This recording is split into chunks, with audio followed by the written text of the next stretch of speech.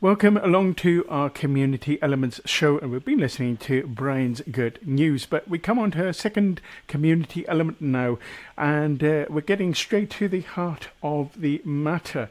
Now, Heart of the Matter is produced in Lothian, Mid Lothian, in fact, I think I should say, and is a Christian radio program which goes out on Black Diamond FM and several other radio stations in parts of Scotland. Heart of the Matter brings into focus the Christian faith expressed by Christians from different backgrounds in Scotland and also visitors from further afield, and gives a flavour of the music which means a lot to them. Now, the radio programme is presented by a small but ardent team and is produced and edited by David Aird, who now joins us on the programme. Welcome along, David. Thank you very much. Thank you for the opportunity of having a chat. It's great to have you on the show today. And can I first ask you how the Heart of the Matter came into being as a radio programme?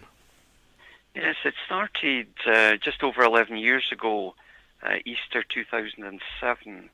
And prior to that, local community radio in Mid Lothian was really coming into being. And one of our friends, who is not a Christian yet, contacted us through our contact within community and said, "You're religious, would you be interested in doing something on radio?" My wife Ruth really took that up very quick, and she and this particular guy called Colin McCall and another guy, they sat round and had a chat. They played around with a recorder. Although none of them really had any great experience, there certainly was a feeling that there was potential there. Easter 2007, when Black Diamond FM got its license, Black Diamond took on Heart of the Matter as a weekly program, and really it's been going since that time every Sunday morning. You know, the rest is history in a way. How long did it take to perfect the format for the program, which just seems to be a nice, amazing mosaic of music, but then you've also got the wonderful interviews with different people from different backgrounds, from different areas?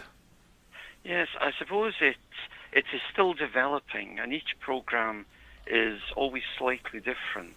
Sometimes I would say the general format is really that we take the interview with whoever it is, and that is the base for what we do.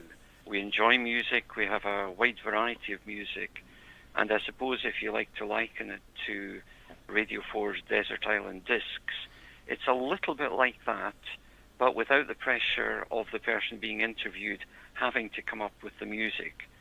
If they want to come up with the music, then we're happy to slot that in. But the most important part of the program is really what people are saying. And really that is something that is developing all the time. Each interview is different, each person is different, and everybody that we chat to, we want to hear about them, about their life, but more importantly what their faith does and how that impacts on their life at the present time. So the most important part is what the person being interviewed is talking about, and the rest really supports that. We have generally maybe 9 or 10 pieces of music, mostly Christian, but not exclusively so. Sometimes we find that music that's in the general domain, not specifically within the Christian genre, we find that's appropriate, but generally we slot in Christian music, traditional and more modern.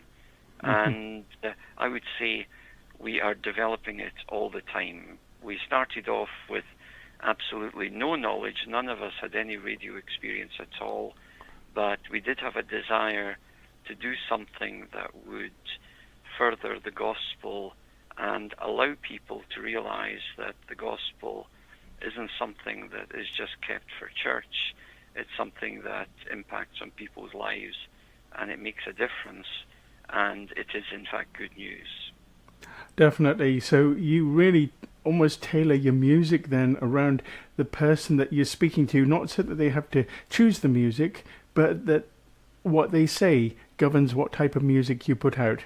That's right. I think everybody has particular style that they like, whether it's more traditional or more modern. And when they start talking, once I have the interview in my hands, then I start doing the editing and then working out where the breaks could be the natural breaks, a bit like paragraphs in a story. Mm-hmm. And then I would look for music.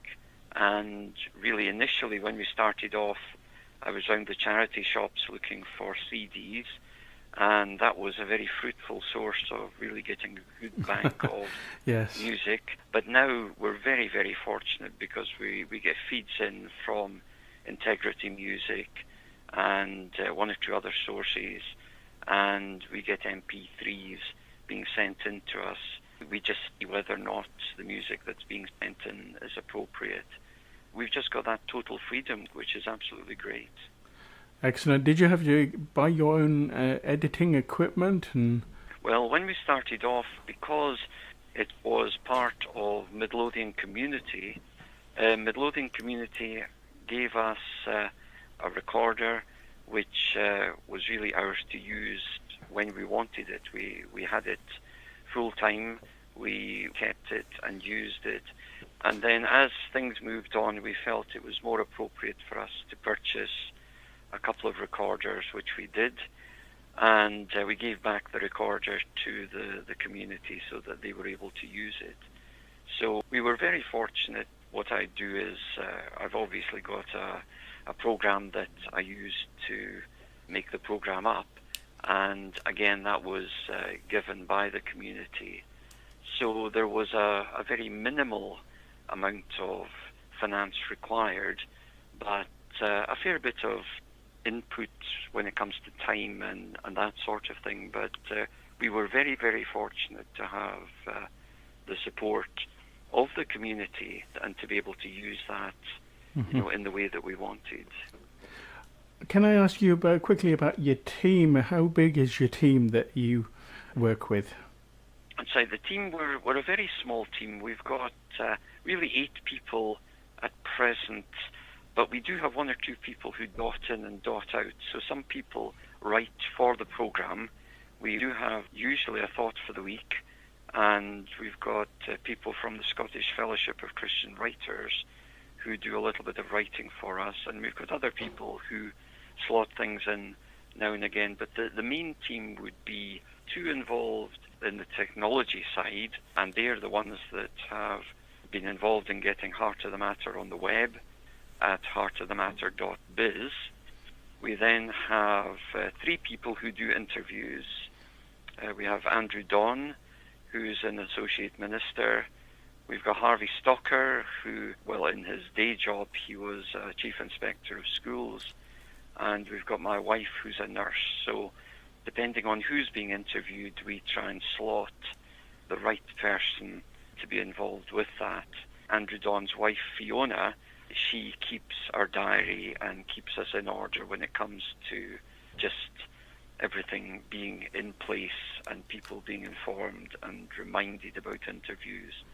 So that's really our team. Harvey and Helen Stalker. Helen, Harvey's wife, does a lot in the way of catering and looking after people, and we just have a very enthusiastic group, and because we live within a fairly short distance of each other, we're able to meet up and do things together as and when required.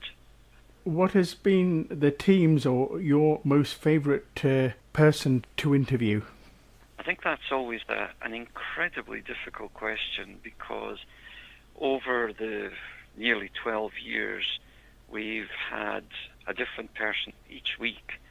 And initially we started off just interviewing local people because that was the easy thing to do. We asked people who were Christians within the local community. We didn't even really want to go down the professional road of asking ministers. We felt that might put some people off, but we changed that, after a year or so. Really, we wanted to hear ordinary people's story from within the local community. So over the years, we've built that up, and I suppose gaining confidence in speaking to different people. We've had the joy of chatting to people like Lord Dannatt, who at one time was Chief of the Army, and he's now in the House of Lords. We chatted to him. We chatted to Jonathan Aiken, that some of your listeners might remember had some very interesting experiences, and he shared that with us a few years ago. Fiona Castle, Roy Castle's widow. wife, that's right, has been on the program a couple of times, has just been an absolute joy. So there are a number of people that would be high profile. Diane Louise Jordan, who has been on Songs of Praise and different folk. A couple recently who I would almost say would be one of our highlights, David and Shirley Donovan. They were abducted in the Niger Delta back in October, just over a year ago, and one of their colleagues was shot in front of them. And we were able to chat to David and Shirley, and they just shared their experiences of God at work in the midst of really a very, very tragic situation. So it's quite a wide range of people, some known, some less so, but the important thing is that their Christian faith has been at the heart of the matter for them, and they're willing to share it. Listening to the programme, what I like is that you visit different areas around Scotland, and it has a great community feel, so that you've already been touching on that. That's fantastic. Because of this, I believe you've been shortlisted for a significant award several times, in fact. Could you tell us more about this? Yes, indeed. We've been down to London for the last, let's say, 4 out of 5 years. We were shortlisted for the Jerusalem Awards. Now, the Jerusalem Awards, they were set up 23 years ago by the Sainsbury family, and up until this last year, 2018, every year there are different categories for programs, and we've been down for 4 years and had the opportunity of meeting up with people who were professionals within religious broadcasting. And although we haven't won, we've had some really great experiences and really good opportunities to speak to people who, for them, religious broadcasting is their life and work. So this year we were nominated in 2 categories, and we were up against the BBC in most of the cases. So we were up against stiff competition, but just to be there, the events take place in BAFTA, Piccadilly in central London. So it's a very interesting place to be, and we just felt very privileged to be the little fish in a very big pond, and just to see the wonderful range of religious broadcasting that is going on that quite often we don't see in the media generally. It was a very positive experience, and we've made a number of connections which have been very helpful for us in what we do ourselves. So we've enjoyed our visit to London, and we do believe that the focus is going to change this year. We haven't heard what's happening, but after 23 years, Lady Sainsbury said that she felt, and I think the team felt, that there should be a change in direction, and we wait to see what that change is going to bring. Anyway, all of these occasions are great networking occasions, and certainly get your face out there and get your name out there. I think it would be great, absolutely great. How do you see Heart of the Matter developing in the future? I suppose we just continue to really wait for the Lord's leading in many ways, because people are brought to us in a whole range of different ways. Sometimes it's through personal contact, sometimes it's someone who's been interviewed and they say, oh, I've got a friend who might be interested. And really, in a whole range of ways, we are just continually on the lookout for just ways to interview different people, new people, and just we're looking for opportunities so that the programme can go out and people can hear the programme as often as they possibly can. I think we're always aware that people to commit themselves to something like a radio programme is a big ask. We would like the team to be slightly bigger. We would like to not necessarily pass the baton on, but to share the baton together, because we do feel that younger people have got a part to play, and we would like to, get others involved in maybe doing some editing. But really, we just feel that as long as the door is kept open and we're able to broadcast in what we're doing just now, then I would say things have built up over the years. We now go on 9 different occasions across FM and an online platform. Edinburgh does have the only Christian radio station online coming out of Edinburgh, and it's called Heart Song Live and operates from Kirstorfen. So our programme has gone out since they started operating about 18 months, 2 years ago. So we just hope that people will, I suppose, listen to the programme, be challenged by the content, and really, if it makes them think about their life and turn to the Bible and read what the Bible shares with us, then that's really what we're hoping for the future. And we would ask prayers for that. Definitely, well, we would certainly seek to do that. And do you find lots of people getting back to you with regard to programs that they've heard? Generally, what we find is if there's a blip, if there's a program that goes out or doesn't go out as a result of a technical blip, we hear about it. Usually, we don't hear very much at all. We've had 1 or 2 people who have contacted us, but generally speaking, we don't get very much in the way of response. And I suppose what people say is, well, when was the last time you wrote to or contacted a radio station? And the answer is, it was quite a long time ago. So it's difficult to gauge where people are listening. But with technology and with things being online, you can actually get an indication of listenership. Oh, yes. If they don't contact us. Right. Well, I think without more ado, David, what we'll do is we'll let our listeners hear a sample of what they can expect to hear. Absolutely great. Super. Good morning and a very warm welcome to Heart of the Matters, Heartbeats of 2018 programme. David Aird here welcoming you on behalf of the team, who have continued to work tirelessly to bring you stories and music that will interest, inspire and encourage. Today's guests are wide-ranging from a member of the Scottish Parliament, someone who was on a team who developed significant advances in aviation, to the grandson of possibly the most famous preacher of the last 100 years, and much more as well. Do stay with us if you can for at least the next hour. We kick off in the Scottish Parliament as Harvey Stalker talks to MSP Kate Forbes. Thanks, Harvey. Now, I mean, there are issues, of course, that are of interest to people all over Scotland, but one of the particular issues in your constituency, I think, is the whole business of tourist infrastructure. And you've taken a particular interest in that, I think. That's right. So, understandably, a lot of people want to holiday in my constituency because it's beautiful.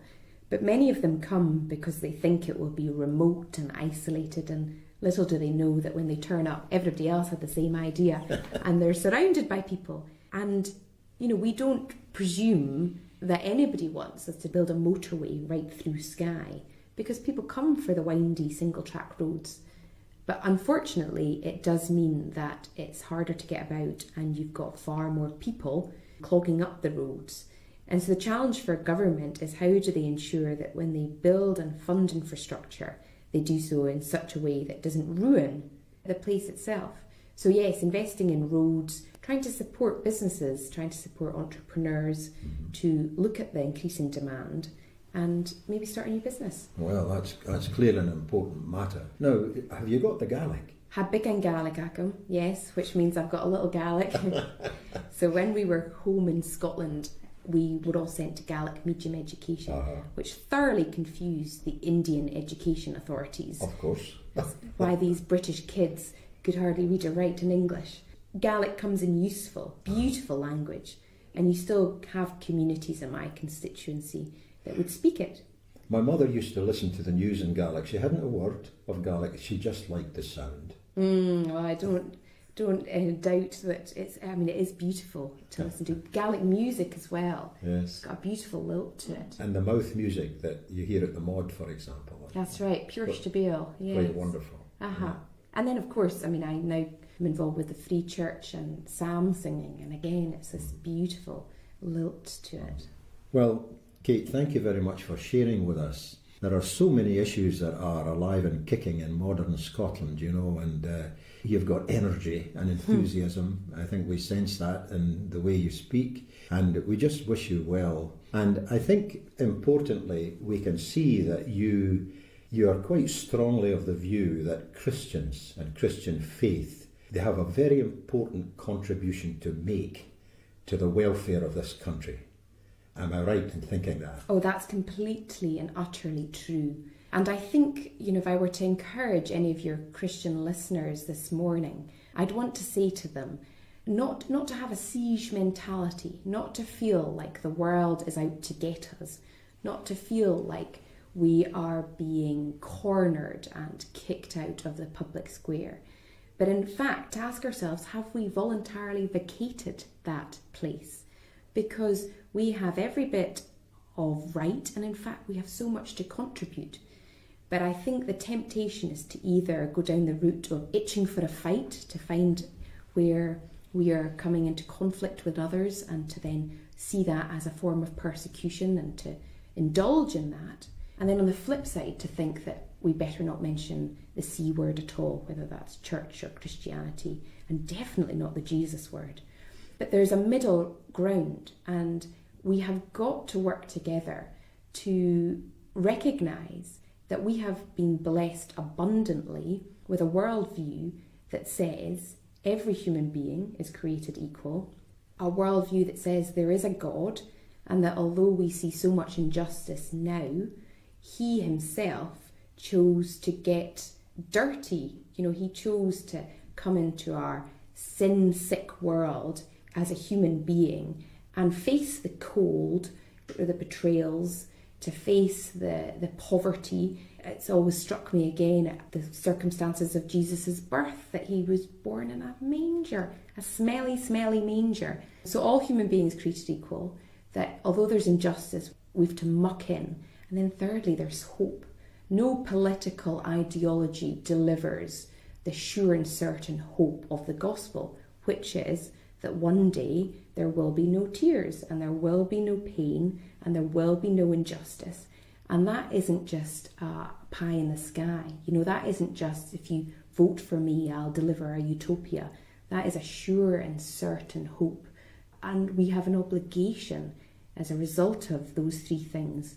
Humanity is equal, we should muck in, and there is a sure and certain hope, to get involved with the public square, because if we leave, then those three things will not shape what is discussed, the discourse in the public square.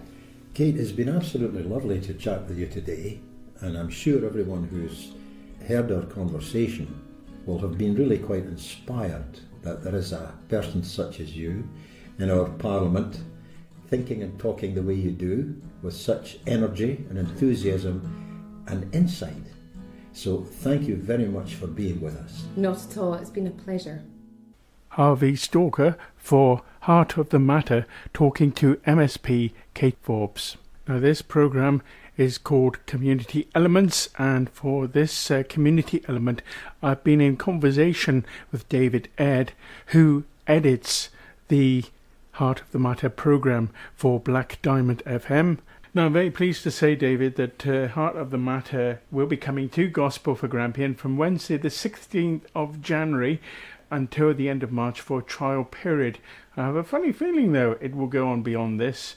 The programme will be broadcast from 9 a.m. each Wednesday, and you'll be able to also look to our website, visit.g4g.org.uk, and there'll be a link indeed to Heart of the Matter, heartofthematter.biz in fact. Super.